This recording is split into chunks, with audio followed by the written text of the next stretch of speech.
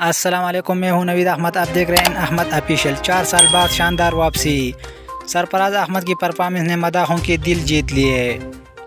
Pakistan cricket team کے سابق کپتان اور وکٹ کیپر بلے باز سرفراز احمد آج 4 سال بعد قومی ٹیم کی جانب سے کھیلنے میدان میں اترے اور ڈوبتی ٹیم کو خوب سنبھال دیا۔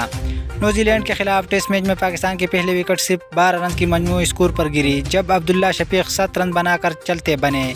شان مسعود بھی امیدوں پر پورا نہ اتر سکے اور 3 رن بنا کر پویلین لوٹ گئے۔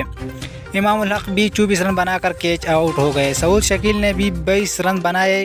پاکستان کے 4 وکٹیں 110 کی اسکور پر گر چکی تھی اور ٹیم کی حالات کچھ اچھی نظر نہیں آتی تھی کہ ایسے میں موجودہ کپتان بابر اعظم کے ساتھ سابق کپتان سرفراز احمد نے وکٹ کو سنبھالا۔